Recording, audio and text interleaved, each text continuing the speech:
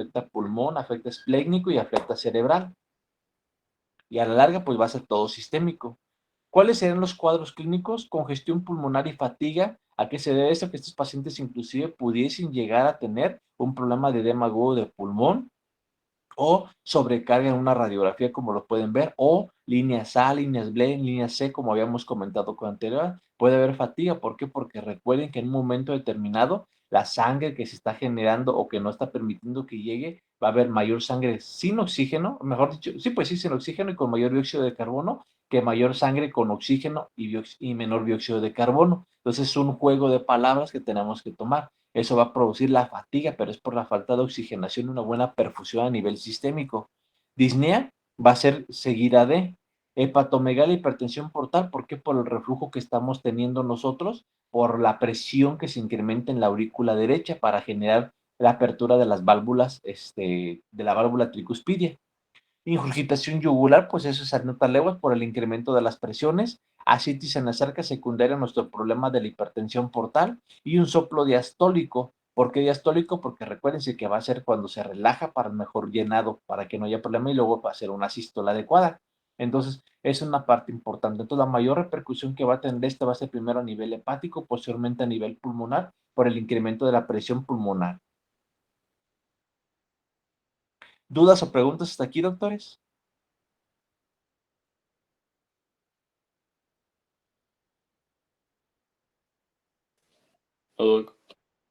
Ok. Te digo que ese es un tema mucho más rápido, eso es mucho más sencillo ya porque ya prácticamente repetir lo que ya hemos comentado con anterioridad.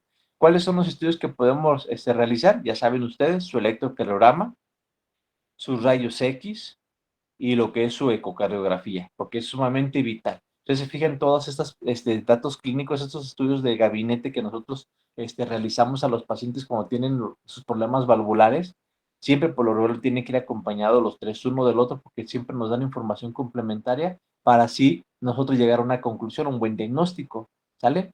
Dice, electrocardiograma dice, presencia de onda P picuda en D2 y B1, principalmente en ese tipo de circunstancias, pero también puede ser en B2 y en B3, porque recuerden que todo eso va a reflejar los problemas pulmonares como tal, como lo habían comentado con anterioridad, bloqueos de rama o hemibloqueos de rama.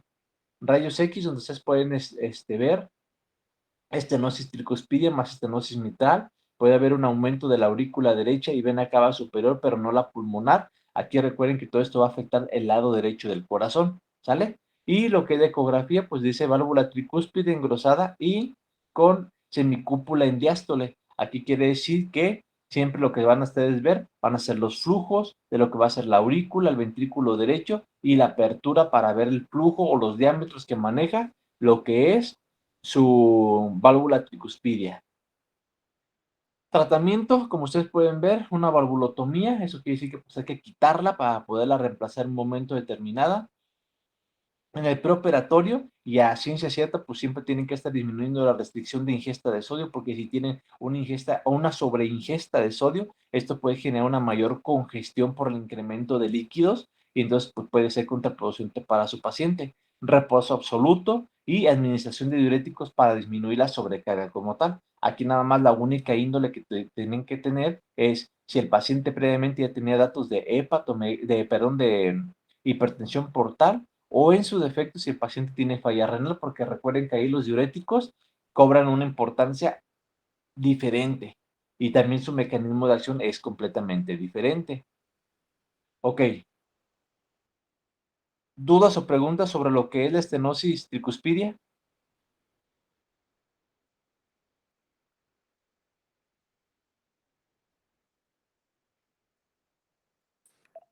No, doc. Ok, insuficiencia tricuspidia, vamos a ver la otra parte de esas patologías.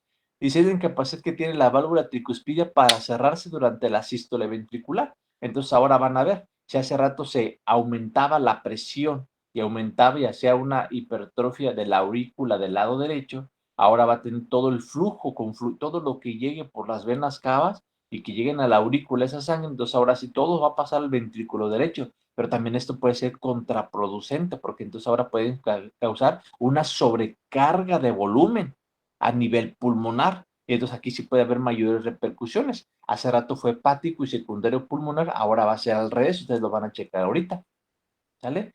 Dice, el 80% de los casos causada por hipertensión de la arteria pulmonar. Aguas con eso.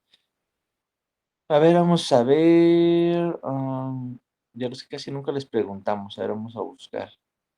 Gloria Daniela. ¿Qué patologías te pueden dar hipertensión pulmonar?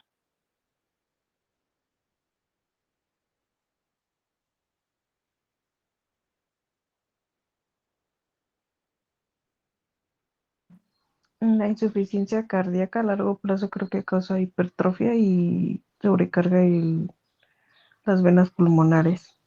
Ok, bien. Vamos a ver. Jania Elizalde, ¿alguna otra patología que sepas que te puede causar hipertensión pulmonar?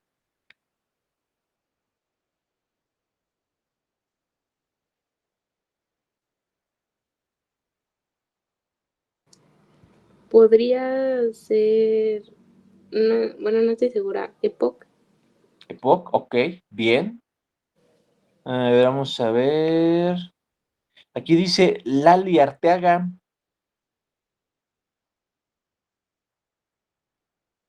¿Alguna otra patología que sepa que puede causar problemas de hipertensión pulmonar?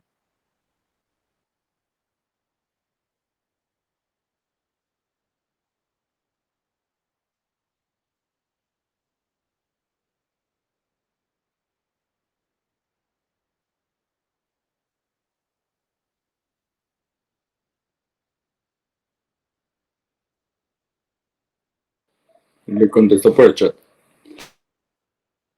Ah, caray. ¿Y qué contestó? Porque no me fijé, perdón. Embolia pulmonar.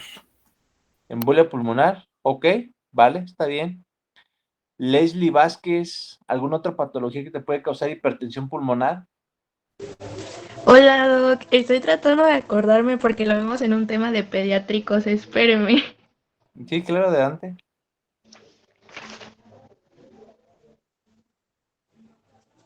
Una cardiopatía congénita, Doc, puede causar hipertensión pulmonar por hiperflujo, perdón. Ok, vale, sí, te la compro. Lisette, dice aquí Martínez, ¿alguna otra patología?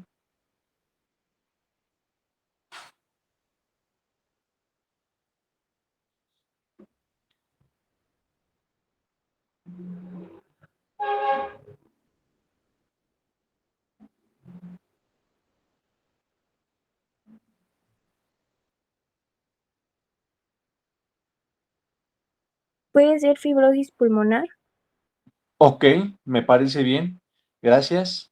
Ok, muchos, como ustedes ven, entonces hay muchísimas patologías que pueden ocasionar ese tipo de problemas. Entonces hay que tener mucho cuidado con ese tipo de pacientes. Y saben que, a ver, antes de que les comente cuál es el tratamiento o de los medicamentos que utilizan para ese tipo de problemas, vamos a ver. Luis Ociel, normalmente cuando un paciente tiene hipertensión pulmonar, ¿qué tipo de medicamentos les das?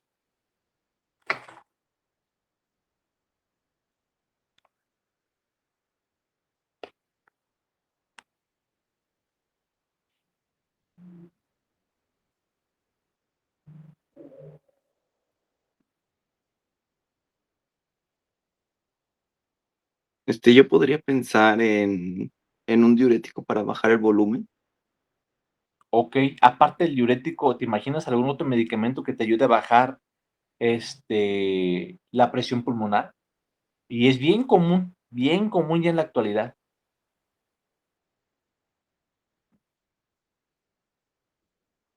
Pues también podría ser un vasodilatador.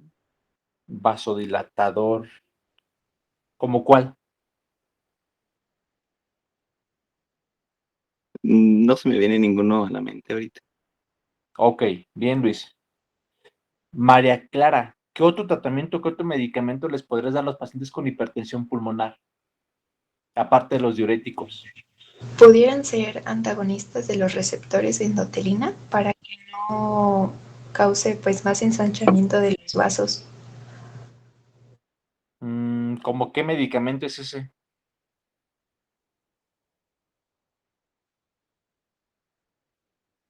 No me acuerdo, doctor, del nombre específico del medicamento. Ok, Mariela. ¿Podría ser un vasodilatador, Doc, como sildenafil? Pues es que uno de los mejores medicamentos para la hipertensión pulmonar, pues es el sildenafil. Recuerden que todos Ah, los medicamentos de la fosfodiesterasa pues les ayudan para ese tipo de circunstancias. Entonces, sí, estoy de acuerdo en los diuréticos, estoy de acuerdo en los vasodilatadores, pero tienen que ser vasodilatadores específicos que van a actuar sobre lo que es ese tipo de problema, porque no todos los vasodilatadores pueden ocasionar esto. Entonces hay que tener mucho cuidado, porque si tú combinas, por decir, nitratos con ese tipo de medicamentos, aguas. Entonces hay que tener mucho cuidado cuando nosotros demos el tratamiento para ese tipo de pacientes. Y hay que ver qué dosificación es la adecuada para los pacientes por los efectos secundarios que puede tener. Entonces todos los medicamentos como el sildenafil pues son medicamentos dentro del pilar del tratamiento para la hipertensión pulmonar. Entonces sí hay que tener mucho cuidado con ese tipo de circunstancias, ¿sale? Ok, vamos a continuar. Dice es parcialmente reversible si se corrige su causa. Aquí ese es el detalle. Yo les hacía hincapié en que me dijeran cuáles eran las causas. Gracias, Igae. Aquí yo les decía que viéramos las causas, porque vean, todas las causas que estamos viendo nosotros como tal, como originarios de la insuficiencia tricuspidia, muchas no se pueden evitar. Muchas no se pueden evitar desafortunadamente. Aquí es que corrijas la causa. Entonces, cuando tú tienes EPOC, vas a vivir con EPOC toda la vida.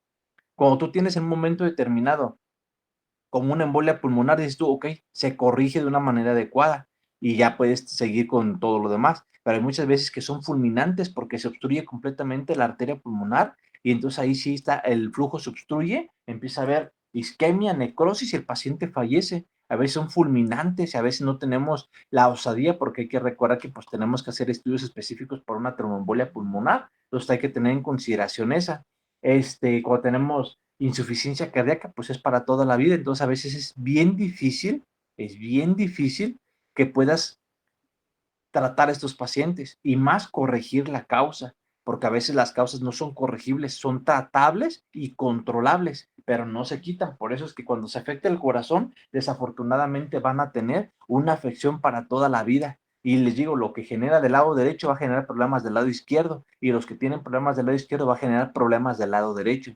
Entonces hay que tener mucho cuidado con las patologías, y de ahí secundario corazón, perdón, secundario pulmón, secundario cerebro y secundario, pues todo lo que es el flujo esplénico, o sea que van a llegar a tener falla multiorgánica y se van a empezar a complicar los pacientes. Es por eso que los temas de cardiología son sumamente vitales e importantes por toda la trascendencia que conllevan las fisiopato y lo que conlleva a la larga las posibles complicaciones, y créeme que las van a tener, de menor o mayor grado, pero todas las van a tener.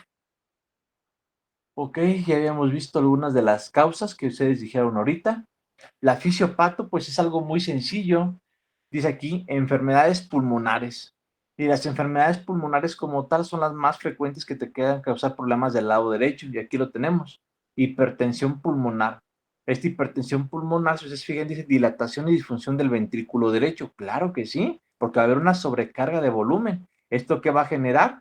Dice, va a generar una regurgitación sistólica. ¿Por qué? Porque al contrario de la estenosis, había problemas para pasar, pero ahora tanto se va para el ventrículo como se puede volver a regresar porque va a haber una sobrecarga.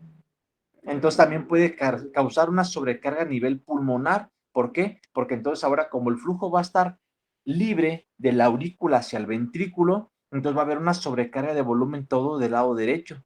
Entonces esto va a hacer que se rompa lo que es la válvula que va hacia lo que son los pulmones. Entonces, esta válvula pulmonar va a hacer que se libere con mayor fuerza, haya una sobrecarga y se vaya mucho líquido para lo que es los pulmones, y puede haber también un reflujo anterógrado hacia lo que es la circulación sistémica. Entonces, por eso aquí dice regurgitación sistólica. Al momento de hacer nuestra contracción, va a haber una regurgitación porque va a haber demasiado volumen en un momento determinado. Ahora, dice aquí, la sangre queda en el sistema venoso central. ¿Por qué? Porque habíamos comentado una regurgitación tanto a los pulmones como hacia el exterior. ¿Sale? Ahora, también aquí dice dilatación del anillo tricuspidio. Como es mucho el volumen y suponiendo que se podría dilatar o que está completamente insuficiente y que mide de 2 a 3 a 4 centímetros, dependiendo de la literatura que ustedes lean, el flujo continuo que tiene va a hacer que ese anillo se empiece a dilatar y en lugar de medir 2 centímetros, mida 2,5, o 3,5, o 3, o 4. Entonces va a empezar a hacer una dilatación como tal. Y esto puede generar en un momento determinado todo lo que vemos aquí. Terminar en una fibrilación auricular. ¿Por qué? Porque todo esto, si ustedes se fijan, cuando hay una sobrecarga de volumen como tal, va a afectar los pulmones, y si afecta los pulmones va a tener mayor cantidad de líquido, y si tiene mayor cantidad de líquido los pulmones, entonces va a llegar mayor cantidad de líquido, ahora no del lado tricuspidio, sino ustedes se fijan acá, a la mitral.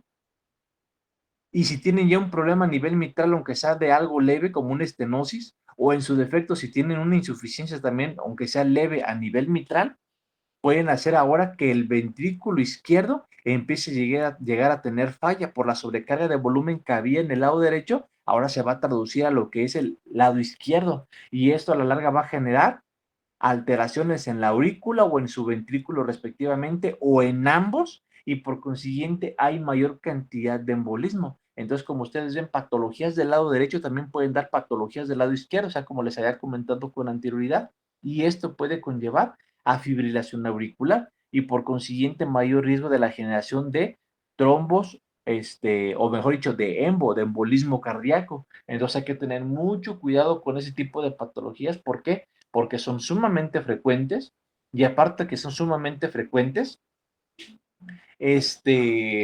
pueden generar mucho daño. Otra de las causas que pueden ver aquí y que puede generar hipertensión pulmonar es la obesidad, doctores. Entre mayor índice de masa corporal tengamos, si ustedes se fijan, cuando uno se pone obeso, sí, a veces se ponen gorditos completos, ¿no? Los cachetes, esto, la cara, el tronco y las extremidades. Pero si ustedes se fijan, por lo regular, las personas que tienen una sobrecarga o un sobrepeso, mejor dicho, tienen mayor concentración de volumen a nivel de tronco, en lo que es abdomen y posteriormente en tórax. Entonces, eso va a conllevar también que haya un mayor,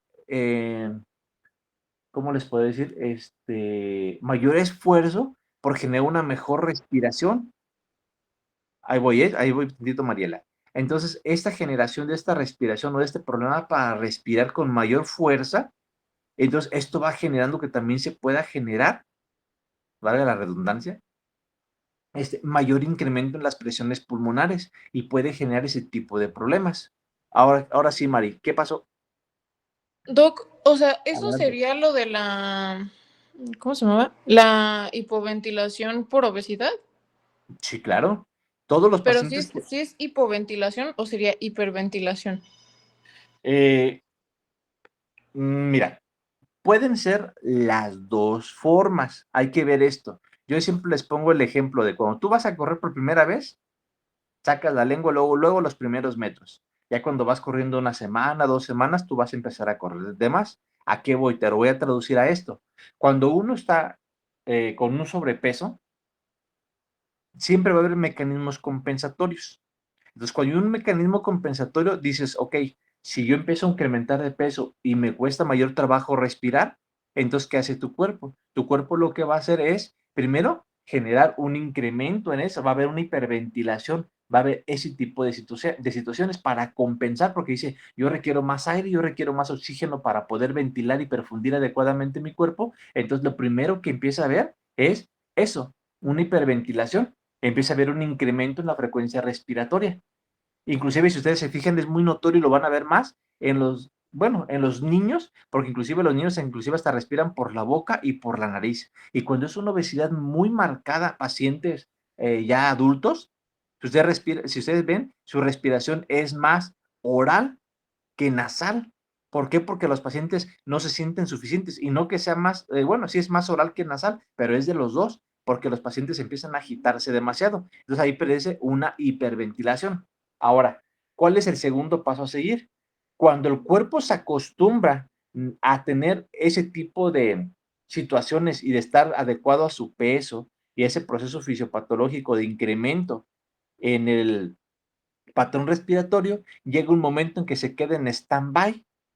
Y como se queda en stand-by, entonces ahora, ustedes se fijan, el paciente, ya por eso, ese proceso que generó, a veces está sentado y se queda dormido. Y ahora pasa todo lo contrario. Esto quiere decir que el paciente, con ese incremento de la presión o de la respiración tan frecuente que tenía, ya empezó a ver cambios pulmonares en los volúmenes, en las frecuencias y en la distensibilidad cardíaca, perdón, pulmonar. Entonces, a lo que procede es a que ahora el paciente, haz de cuenta que genera, te digo, esa zona de confort de stand-by, y ahora cuando el paciente se encuentra sentado o parado inclusive, el paciente, por esos cambios que hubo y por la hiperventilación, ¿cuál es el efecto de la hiperventilación, Mari? Cuando tú tienes una hiperventilación, ¿qué problemas cambia en la dinámica ventilatoria? ¿Cómo es el intercambio de gases en la dinámica ventilatoria? Pues, o sea, como ¿Qué es más incrementa, qué frecuente disminuye? el volumen, ¿no? Y la Mm, oxigenación. ok, es el mecanismo compensatorio inicial. Él hiperventila para que mejore el flujo de oxígeno. Pero Ujú. ahora, cuando hay una hiperventilación, ¿qué pasa en el intercambio de gases? ¿Que hay más oxígeno o CO2? Hay más CO2. Ok, entonces eso, ¿a qué se traduce? Ahora se traduce a lo que tú me estabas comentando, a que esa hipercapnia que tiene tu paciente, entonces va a generar que hay una vasodilatación importante a nivel pues, sistémico, y ahora el paciente, en lugar de hiperventilar, disminuye su ventilación, inclusive empieza a hacer periodos de apnea por ese tipo de intercambios. Entonces el mecanismo compensatorio que tiene tu paciente puede ser contraproducente a la larga. Es por eso que existe una cosa que se llama enfermedad del sueño, porque tu paciente, de tener una hiperventilación por el mismo efecto secundario de un mal intercambio gaseoso, por la disminución de oxígeno y el incremento en el CO2, te va a producir la hipercapnia, con consiguiente disminución de la frecuencia ventilatoria, y por ende los pacientes tienden a quedarse dormidos, sentados, inclusive están platicando, y cuando están platicando los pacientes se quedan entrecortadas la palabra y se quedan dormidos los pacientes, y ahora en lugar de tener una taquipnea, va a tener una bradipnea, inclusive va a tener periodos de apnea tu paciente. Entonces, así es más o menos como se traduce la patología de esto. Inclusive le podemos poner como una enfermedad del sueño, que le dicen normalmente por ahí. Entonces sí puede tener un mecanismo compensatorio como el que tú estabas comentando, y te puede causar de manera inicial una hiperventilación, que posteriormente se va a traducir a todos los cambios anátomo-fisiopatológicos que te comenté, y eso se va a traducir ahora todo lo contrario, a una bradipnea principalmente. No sé si más o menos quedaría ahí, Mari. Sí, ya. Muchas gracias, Doc. No, pues de qué. Cualquier cosa me avisan, por favor, ¿sale? Ok, entonces, si no hay más preguntitas, continuamos con todo esto, ¿va? Cuadro clínico, pues ustedes se fijan, igual, disnea moderada, astenia, fatiga, hipertensión arterial pulmonar, ingurgitación yugular y reflujo hepatoyugular, soplo losistólico en foco tricuspidio que se intensifica en la inspiración, se le conoce como este signo de Carballo, hepatomegalia dolorosa, ascitis y edema de extremidades pélvicas. Aquí ustedes se fijan también, otra de las patologías que quedó, que genera mucho ese tipo de problema, es el COVID. El COVID, recuerden que también tiene una etapa de donde hace fibrosis pulmonar, y en la actualidad es de la mayor incidencia de causas, el COVID, para ese tipo de problemas. La obesidad, pues ya saben que pues somos el número uno, entonces ahí también esto ha generado mucho problema, ¿sale? El COVID también genera mucho tipo de problemas de esto. Y cuando les dio un COVID moderado a severo, quedan con muchos problemas, inclusive los pacientes tienen que tener aporte de flujo por dispositivos de alto flujo. ¿Como qué? Pues como CPAPs, cánulas de alto flujo precisamente, BIPAP como tal, que utilizan presión positiva. ¿Por qué? Porque causó mucha fibrosis pulmonar. Los de moderada severa, inclusive luego andan hasta con su tanquecito de oxígeno. Cuando les va bien, es un alto flujo, puntas de alto flujo, puede ser BIPAP, CPAP. Cuando les fue mal, son oxígeno dependientes. La diferencia que el oxígeno dependiente, pues es todo el día trae el oxígeno, inclusive altas concentraciones, y los de BIPAP, CPAP, y alto flujo, esos por lo regular, a presión positiva, esos nada más son de manera intermitente, lo pueden utilizar por una etapa del día, y eso hace que se libere mayor aumente la capacidad pulmonar por liberación, como es una presión positiva, y recuerden que adentro tenemos una presión negativa, entonces esto va a hacer que se genere una mayor apertura de lo que son los alvéolos y hay un mejor intercambio. Entonces, eso es lo que hacen los dispositivos de alto flujo con presión positiva. Ok, como ustedes pueden ver en un momento determinado que vamos a tener, pues el electrocardiograma, que es una parte importante, la radiografía, y si ustedes se pueden fijar, ahí en la radiografía, a ver, vamos a ver, Mauricio Javier, en esa radiografía sí se ve media chiquitita, pero ¿cómo me podrías describir esa radiografía?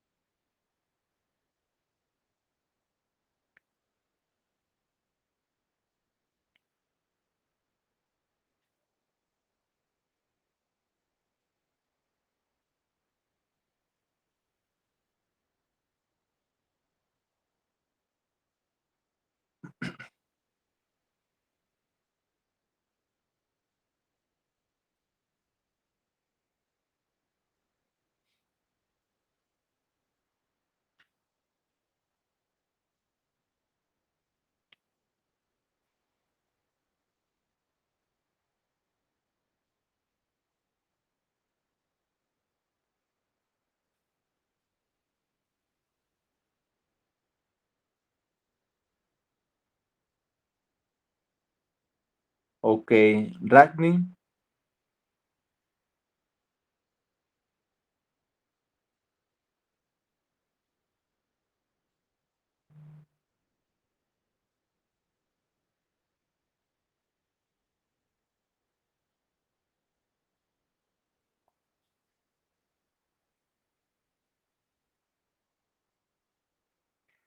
Salvador,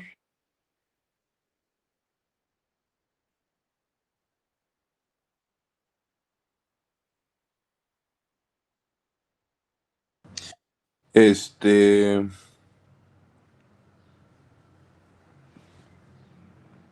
ay, jole, Doc.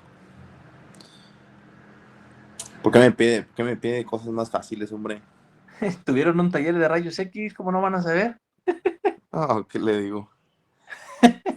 No, pero pues lo que tú quieras saber ahí, lo que a ti se te ocurra, escríbeme lo que tú veas, Pues lo que tú igual que hay aprecies. una, ¿cómo se llama? Cardiomegalia. Ok, ¿a Es, expensas de dónde? ¿Derecha o izquierda? pues es más de la izquierda, ¿no? Más de la izquierda, ok, ¿qué más? No, pero igual hay, cardiomegalia pues de los dos lados, o sea, se ve agrandado, pero del lado izquierdo se ve más grande. Se ve media borrosa, Doc. Sí, pero mira, el signo más importante que yo quería que me dijeran era eso, la cardiomegalia. Y si te fijas aquí, no es normal que tenga esa bola del lado derecho, esa joroba que se le ve aquí donde está con el cursor. Aquí eso del lado derecho, imagínense, o sea, está sumamente crecido el corazón del lado derecho.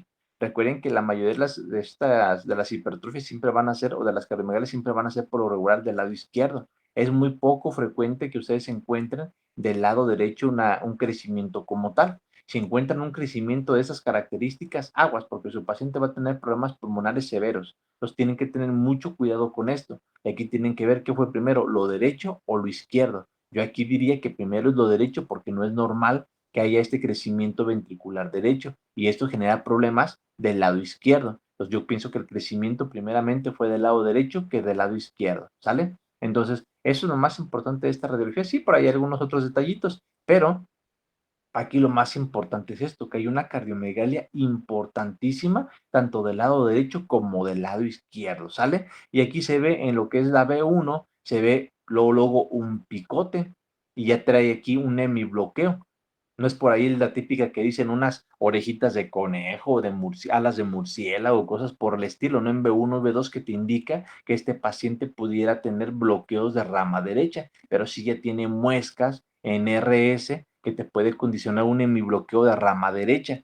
Entonces, esto a la larga se va a generar un bloqueo completo de rama derecha y tienen que estar checando lo que son las presiones también de los flujos de las cavidades derechas y ver los flujos de lo que es la arteria y las venas pulmonares para ver cómo está la presión pulmonar. Y si su paciente ya empieza a tener datos de hipertensión pulmonar, entonces, ¿qué va a pasar? Entonces, este paciente ya requiere también tratamiento de lo que es la hipertensión pulmonar, porque si no, acto seguido, esto va a generar mayor crecimiento del corazón, o sea, más cardiomegalia, tanto derecha como izquierda. Y eso se va a traducir a que los pacientes muchas veces van a quedar postrados en cama porque ni siquiera van a poder moverse porque con cualquier movimiento ya van a tener ortopnea. En decúbito a veces no lo toleran o a veces mejora dependiendo del paciente. Y si no, a veces tiene que estar casi sentado prácticamente el paciente, ¿no? Entonces hay que tener mucho cuidado y aparte es oxígeno dependiente por lo regular. Hay que tener mucho cuidado con esos pacientes y cuando vean ustedes una imagen de esas características, dos aguas, porque su paciente está grave. Bueno, tratamiento, pues ya saben, ¿cuál va a ser? Quirúrgico. Tratamiento va a ser quirúrgico tratando de corregir esa insuficiencia que tiene en un momento determinado. Puede haber un problema leve, puede haber un problema moderado o un problema sumamente avanzado, ¿sale? Entonces el tratamiento pues va a ser plenamente quirúrgico con tratamiento medicamentoso, va a ser lo que habíamos comentado con anterioridad. Y aquí hay que tener mucho cuidado porque no todos los pacientes responden. La mortalidad para estos pacientes es sumamente alta, inclusive luego los pacientes van a estar platicando con ustedes, como lo comentábamos hace rato, se van a quedar dormidos y jamás van a despertar. Entonces sí tengan mucho cuidado con ese tipo de problemas con los pacientes, ¿sale? Tratamiento quirúrgico. ¿Los medicamentos ayudan? Sí. ¿Cuánto? Muy leve. Casi prácticamente no tenemos tanto aporte para medicamentos de estos pacientes. Y por ahora la base se va a centrar en lo que es el oxígeno. ¿Dudas o preguntas sobre lo que fue insuficiencia tricuspidia, doctores?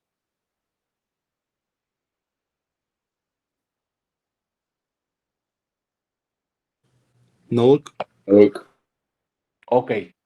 Bueno, estenosis pulmonar. Vamos a entrar de lleno a las últimas dos patologías que nos hacen falta ya para dejarlos descansar. Dice que la estenosis pulmonar es un estrechamiento del orificio pulmonar que obstruye el flujo sanguíneo procedente del ventrículo derecho hacia la arteria pulmonar. Si ustedes se fijan y se pueden ver la analogía, es muy sencillo. Anteriormente había en la tricúspide, había una estenosis que no permitía el flujo de la aurícula al ventrículo. Pero ahora aquí no está la estenosis, aquí sí permite un flujo adecuado de las venas cava superior e inferior a lo que es la aurícula derecha, lo que pasa por la tricúspide y baja lo que es el ventrículo. Ahora donde va a estar el problema es para que esa sangre salga del corazón hacia los pulmones. ¿Por dónde? Pues aquí por la pulmonar. Entonces, ahora si se fijan, es el mismo proceso de una estenosis tricuspidia, porque al fin y al cabo hay obstrucción del flujo del lado derecho. Entonces va a ser básicamente el mismo proceso. Si ustedes van a ver ahorita más adelante, todo lo que vamos a ver es prácticamente lo mismo que va a ocasionar un problema tricuspidio. Dice, esencialmente es un trastorno congénito, como lo comentaban con anterioridad. Otras causas, tumores, vegetaciones, muy voluminosas, que abarquen la mayoría de lo que es la luz ¿cómo se llama? De la pulmonar. Entonces, sí tengan mucho cuidado con esto, vean. Y esto principalmente se va a dar en pacientes pediátricos, ¿eh? Es muy frecuente en pacientes pediátricos. Ok, dice, la estenosis pulmonar prolonga el tiempo de vaciamiento del ventrículo derecho. Aparte de eso, aumento de la presión y sobrecarga de volumen sistólico del ventrículo derecho con gasto cardíaco normal. Con el tiempo va a llevar a hipertrofia de la pared, ¿de dónde? Más del ventrículo que de la aurícula, porque pues la sangre va a estar más en el ventrículo que en la aurícula. Hipertrofia de las paredes basales, de las partes basales, perdón. Hipertrofia del infundíbulo, insuficiencia cardíaca derecha y menor distensibilidad ventricular. Entonces, si ustedes se fijan, va a ser el mismo proceso, pero aplicado ya un poquito más a lo que es el ventrículo. Pero de todos modos, aún así, es el mismo proceso. Van a ver ahorita lo que es lo demás. Bien, clasificación. Aquí tienen que enclavar un catéter de Swan-Ganz. El catéter de Swan-Ganz le va a permitir medir presiones exactas, dinámicas, no estáticas, de lo que es, pues todo lo que es corazón y pulmones. Aquí vean, dice, clasificación puede ser leve, puede ser moderada o puede ser grave. Menor de 30 milímetros de mercurio, SAS. Hay un problema. de 30 a 50 milímetros de mercurio de la presión, ¡zas!, ya es moderada. Y mayor a 50 milímetros de mercurio, ¡pum!, ya hay problema severo. El paciente tiene altas probabilidades de que se quede incapacitado, que no puedas valerse por sí mismo, inclusive el hecho de caminar de su sala al baño le puede generar muchísima insuficiencia a tu paciente. Entonces hay que tener problemas. El punto medio dice aquí moderado. Puede empeorar por engrosamiento de la valva o calcificación. Aquí estamos en un parteaguas. Puede mejorar su hipertrofia del paciente, probablemente no mejorar, pero sí mantenerla lo más que se pueda a nivel moderado. Cuando esto empiece a incrementarse la presión, entonces ahí se va a volver grave. ¿Qué lo puede incrementar? Aquí podríamos ver, dices, ya tienes el problema, es un problema pulmonar lo que se causó, no sé, un COVID. Entonces, eso empezó a tener un problema, de leve se volvió moderado. Ahora, ¿qué lo podría agravar? Acuérdense, hay problemas que pueden actuar de manera directa o indirecta, la obesidad, el tabaquismo y todos los factores que influyan sobre los pulmones te pueden agravar ese tipo de padecimientos. Por el tabaquismo, luego, es sumamente importante. Mucha gente, a pesar de que no está obesa, pero tiene un hábito tabáquico importante, entonces ahí esto puede condicionar porque está afectando el pulmón de manera directa e indirecta y eso va a generar que haya mayor presión y por consiguiente, aparte de mayor presión, eso puede generar en un momento determinado incremento en el engrosamiento y por ende incremento en las presiones y por ende esto puede evolucionar a algo más grave. Entonces tienen que cuidar ahí los factores que pueden ser desencadenantes para un engrosamiento e incremento en lo que son las presiones de estas cavidades. Entonces tengan mucho cuidado y tienen que actuar sobre los factores modificables. Si está obeso, por lo más pronto posible que empiece a bajar, haciendo énfasis en lo que es la dieta, porque si los ponen a correr y está incrementada un poquito la presión, los pacientes van a cruzar con cuadros severos de disnea. Y esto va a decir, no, es que no puedo, no me deja, y eso puede hacer que se desanime el paciente. Entonces hay que tratar sobre dieta y sobre los otros hábitos, principalmente el tabáquico, para mejorar ese tipo de presiones y que no haya tanto inconveniente con sus pacientes. Dice, leve o moderado, generalmente los pacientes no presentan síntomas, acude al servicio por un soplo mesosistólico encontrado ocasionalmente. Esto recuerden que es practicar para que ustedes puedan encontrar y hacer la diferencia de cuánto se está generando su soplo. Si es grave o intenso, puede haber disnea de esfuerzo y fatiga de comienzo precoz, dolor retroesternal anginoso, síncope, pulso venoso yugular aumentado. Si ustedes se fijan aquí, ya son datos específicamente de una insuficiencia cardíaca derecha. Alguna vez cuando estábamos viendo insuficiencia cardíaca, decían alguien de ustedes, es que yo encontré que los síntomas se clasifican por insuficiencia cardíaca derecha e insuficiencia cardíaca izquierda. Y se fijan aquí, prácticamente son datos de insuficiencia cardíaca del lado derecho. ¿Sale? Entonces, aquí sí tienen que tener mucho cuidado porque esto quiere decir que su paciente está grave. Aparte que está grave su paciente, van a tener mayor problema para lograr un control y un tratamiento adecuado.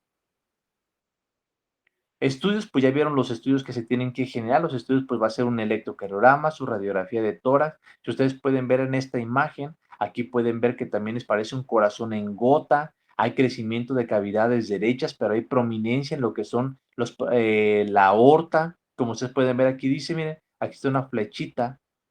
Aquí dice dilatación, esa dilatación de las aurículas del lado izquierdo. Entonces aquí tienen que tener mucho cuidado porque les digo, un problema del lado derecho puede generar problemas del lado izquierdo. Entonces hay que tener mucho cuidado con eso. Y si se fijan, los pulmones tienen una área más oscura y en las bases por lo regular es una área menos oscura. Esto condiciona que hay mucha congestión pulmonar, principalmente a nivel de lo que son bases, y esto va a dificultar tarde que temprano el intercambio gaseoso. Es por eso que los pacientes presentan su disnea, inclusive evolucionando a lo que es ortopnea. Aquí dice, miren, desviación a la derecha del eje. Ya hemos comentado que siempre va a haber un problemita, ya sea que ABF o D1 hacia, ¿cómo se llama? Esté negativo, y eso te va a condicionar que por lo regular tu eje esté hacia la derecha, y estos crecimientos que tienes aquí te lo van a dar automáticamente.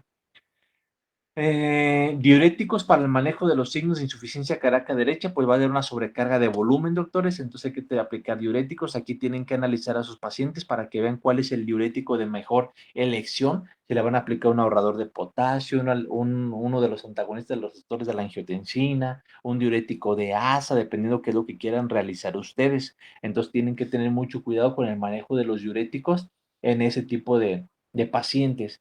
Y dice aquí una valvulopatía percutánea con balón. Acuérdense que pues eso es importante, la valvulopatía percutánea con balón, porque esto va a hacer que haga dilatación. Agarran, meten, puede haber dos abordajes, uno por lo que es la basílica cefálica, o en su defecto una femoral, van a meter sus guías, llegan hasta lo que es ¿cómo se llama? La pulmonar, y ahí meten el baloncito, lo inflan, y eso va a hacer que dilate, que cierre, que dilate, que cierre, o sea, como si le estuvieran ejercitando para que puedan mejorar los flujos, las presiones en un momento determinado. Si hay riesgo de embolismo, le pueden poner ahí un filtro de la vena cava para que se empiece a no generar ese tipo de retrocesos, de reflujos, y pues pueda mejorar este paciente para que no haya problema con la producción de émbolos que se pueden generar. Otra cosa que pueden haber aquí, también pueden haber lo que es un ecocardiograma para lo que es su diagnóstico, y y pues son los estudios de base que pueden tener el electro, los rayos X y lo que es el eco. Tratamiento basado en lo que son los diuréticos para disminuir la sobrecarga, como les dije, y el tratamiento quirúrgico, que viene siendo el tratamiento definitivo y el más exitoso hasta el momento. ¿Dudas, preguntas de lo que es la estenosis de la pulmonar, doctores?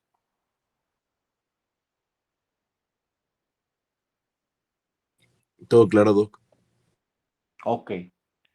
Y ya por último, vamos a ver la insuficiencia pulmonar, que prácticamente pues es lo mismo como teníamos hace rato, no va a haber una sobrecarga. Hace rato era una sobrecarga de la aurícula al ventrículo, que generaba una mayor fuerza en el ventrículo para que saliera y se fuera hacia los pulmones. Ahora aquí el flujo va a estar normal, va a llevar un llenado adecuado de lo que es la aurícula, tanto por la vena cava superior, vena cava inferior, va a pasar sin problema lo que es el ventrículo derecho, pero como va a haber una insuficiencia, entonces todo lo que llega al ventrículo derecho, todo va a pasar de manera inminente y rápida hacia lo que son los pulmones. Y esto se puede ver traducido pues en una sobrecarga de volumen. ¿Y qué va a haber? Pues va a haber una congestión a nivel pulmonar, y posteriormente va a condicionar problemas ahora del lado izquierdo por la sobrecarga de volumen que va a tener el pulmón. El pulmón no puede estar con sobrecarga de volumen, porque entonces va a haber mayor o mayor problema en el intercambio gaseoso de los pacientes, y a veces se va a mezclar sangre oxigenada con sangre desoxigenada. Entonces hay que tener mucho cuidado con ese tipo de procesos. Les digo que esto de la insuficiencia derecha es más sencillo, es mucho más fácil. Dice, puede surgir como resultado de anomalías primarias de la válvula, agrandamiento del anillo o una combinación de ambas. La forma grave causa ventriculomegalia derecha e hipertrofia concéntrica. ¿Por qué? Porque se empiezan a aumentar los diámetros internos, mejor dicho, empiezan a disminuir y se empieza a engrosar la pared. Entonces, eso es lo que conlleva. ¿Por qué? Pues por la fuerza. Es un estado en el que se aumenta la precarga y la poscarga. ¿Por qué? Porque va a haber una mayor carga de volumen. Todo lo que llegue va a pasar. Ok.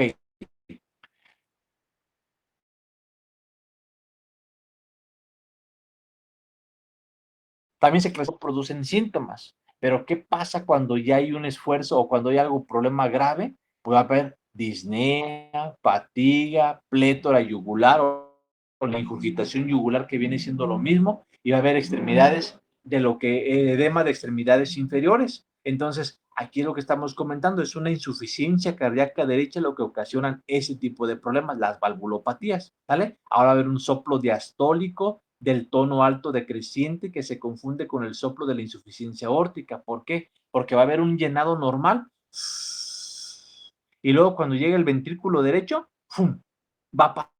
Entonces va a ser de mayor tono, y dice decreciente, y se acaba. ¿Por qué? Porque tiene una buena función la válvula tricuspidia, y por eso ahí se genera eso. Cuando ya va a pasar a la pulmonar, es cuando empieza a disminuir el flujo, porque pasa rapidísimo el ventrículo a lo que son la pulmonar. Entonces, por eso es que ese tono es así, y rápido, pum, se apaga, se disminuye por ese flujo que tiene que ver retrógrado. Pero estudios, pues ya vieron rayos X de tórax, electrocardiograma, ecocardiograma, y si es Doppler, mucho mejor. Si no es Doppler, no hay problema. De todos modos, podemos medir los flujos a pesar de todo eso y la dilatación de las cavidades como tal en un momento determinado. Pero es mejor con Doppler porque te va a dar los flujos, que es lo más importante. Tratamiento, pues diuréticos, vasodilatadores y pues la cirugía, ¿no? Como tal, en un momento determinado para tratar de poner una válvula, pulmonar adecuada. ¿Para qué? Pues para evitar todo este tipo de flujos. Diagnosticada tempranamente puede ser importante, por eso es adecuado que ustedes siempre hagan la invitación a sus pacientes que empiecen a ir a chequeos médicos. ¿Por qué? Porque si no van a chequeos médicos, pues entonces ustedes no se van a poder dar cuenta. Cuando ustedes vayan a chequeos médicos, siempre pónganse el estetoscopio, siempre ausculten el corazón para que ustedes puedan detectar soplos. El hecho de que detecten un soplo, eso quiere decir que ya hay algún problema. ¿Cuál es? No lo sabemos. Igual, ¿sabes qué? No sé si es sistólico, si es diastólico, si es mesosistólico, si es qué intensidad, si tiene intensidad 1, 2, 3, 4, no lo sé, pero ya le escucharon un soplo. Entonces un soplo no es normal. Intervención, no lo sé yo, mándenlo con el experto, en este caso, pues con el cardiólogo. Lo mandan con el cardiólogo, llega con el cardiólogo, lo empieza a auscultar, le hace su ecocardiograma, y si usted ya le solicitaron una radiografía, le hicieron un electrocardiograma, pues ya van a poder complementar el diagnóstico del paciente. Lo pueden tratar de manera adecuada, le ajustan y evitan que evolucione a algo de mayor grado. Y es el tratamiento que nosotros debemos dar como médicos de primer nivel. Si son ustedes médicos especialistas en medicina interna, en cardiología, bueno, ya saben qué es lo que tienen que hacer. Electrocardiograma, radiografía a sus pacientes, porque eso les van a dar muchísima información importante. Su estetoscopio les va a complementar, y si saben de ecocardiografía, porque no todos los cardiólogos saben hacer ecocardiogramas, entonces ustedes pueden complementar adecuadamente su tratamiento con los pacientes. Las patologías cardiovasculares son de las de mayor incidencia en esta actualidad. Por eso es importante que ustedes, pues se preparen lo mejor posible. No importa que sean médicos generales o médicos, especialistas. Aquí lo importante es que sean buenos médicos y que sepan auscultar a su paciente. ¿Dudas, preguntas, comentarios, doctores? Oiga, Doc, ¿en qué era? No recuerdo si era la insuficiencia tricuspidia o pulmonar, donde se colapsaban los pulsos yugulares y es como muy característico, pero se me fue en cuál era. A ver, otra vez me repites, por favor, Gerita, se me Sí, fue. Doc.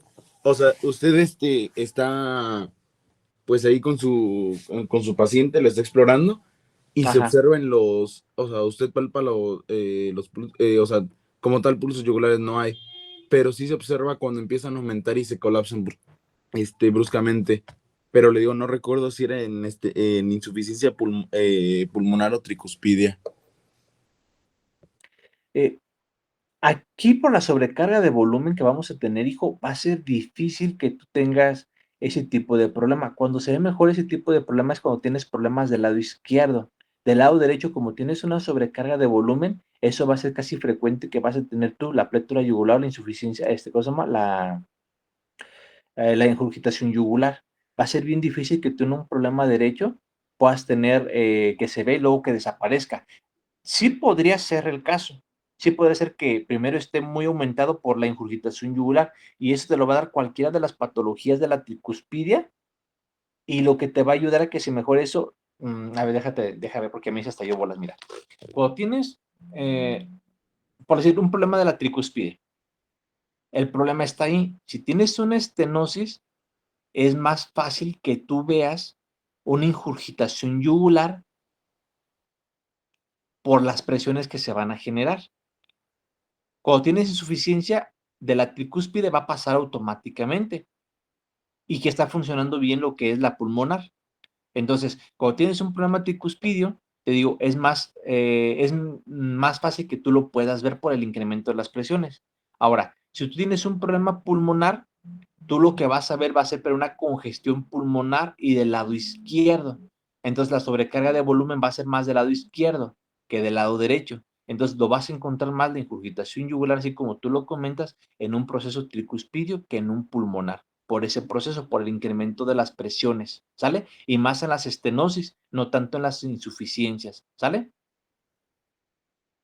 Sí, gracias, Doc. No, ¿de qué, hijo? Entonces, muchachos, les comento, entonces este es un proceso y el pan nuestro de cada día, por eso es importante que ustedes exploren bien a sus pacientes y que les digo, ese es un proceso muy lógico, es lógico, a veces la medicina no se requiere tanto de estar estudio y estudio, sino que cuando leamos lo comprendamos para que así nosotros sea mucho más fácil la explicación, ¿sale? ¿Dudas o preguntas hasta aquí, doctores? No, Doc. Ok. Como les decía, el día de hoy pues era terminar los 4 temas. Si ustedes se fijaron, el problema del lado derecho es mucho más sencillo que el del lado izquierdo. El lado izquierdo conlleva un poquito más de pensar, pero prácticamente pues aquí es lo mismo, ¿va? Entonces por el día de hoy sería todo lo que vamos a ver. No va a haber mayor problema. Con eso damos por terminado lo que son valvulopatías. La semana que entra vamos a ver pericarditis, miocarditis